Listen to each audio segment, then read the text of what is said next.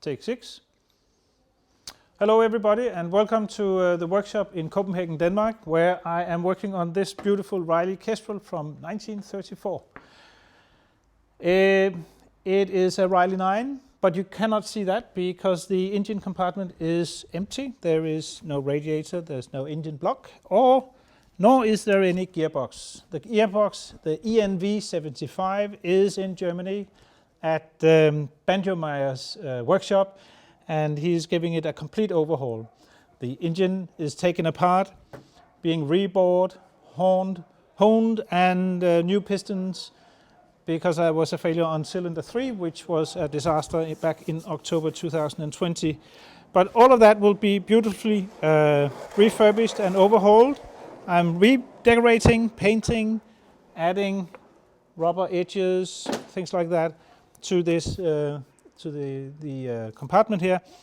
The central oiling system here, the Luvax one-shot system, is also being refurbished, and many smaller details around the car is being handled. New wiring, some of it is old still, some of it has been replaced already. And if we go around this way, well, first of all, you will see that there are no wheels attached. They are over there in the corner, having had new Ensign B6 tires fitted, which are a replica of the Dunlop, the classical Dunlop tire. Now, Dunlop is not making these anymore, but the molds have been sold to Ensign, which are now producing these, and I'm very happy about these because the style is fitting the car really well. Blockley tires are also very nice, but more of a racing type, I would say. Going back to the rear axles, new oil seals will be fitted. Let's see if I pull out the rear axle here.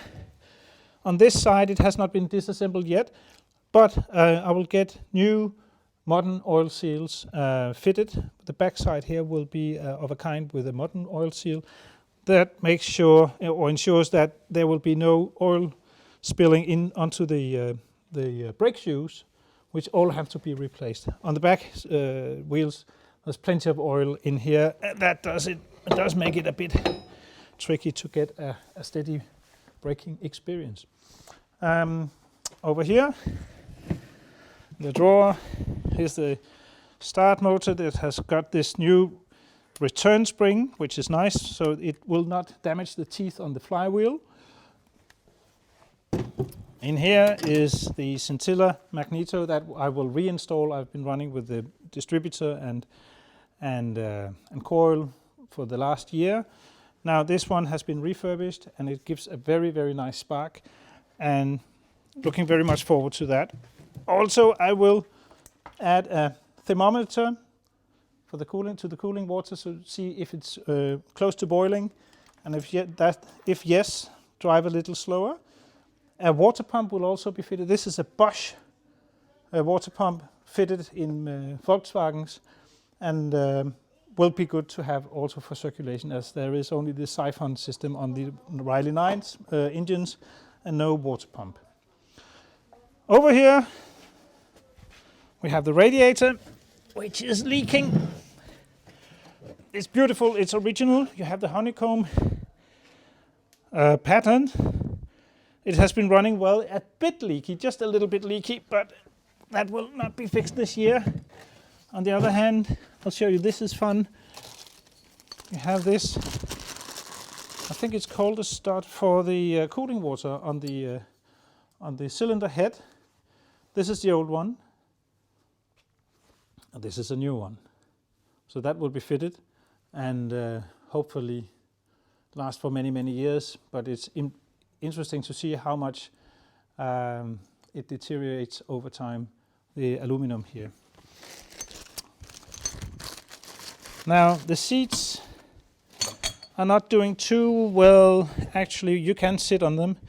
There was too much cushion and foam put into this, so it has actually been damaged by use over time, but that will be fixed sometime soon. What else do we have? Well, lots of paint work, lots of repair, bad wood with modern chemical wood, which is actually of the consistency of ashtray, and I've had to do some repairs of that here and there and everywhere. For instance, mounting these brackets here, the holes were too large. You can fix things like that with that. Over here, that's the cylinder head, the only remaining part of the engine. You can see that I have brushed it down so there's no paint left. It will be painted green, beautiful green. We have the flywheel over here, some clutch parts. I will make new leather cushions for the Luvax one-shot oiling system.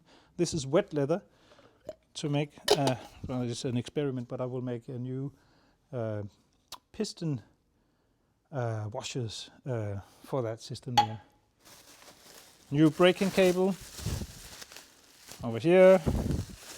Rocker arm boxes empty because there will be I will put in new shafts, and the rocker arms are fine, but the shafts are not so good, so the oil pressure was not sustained there.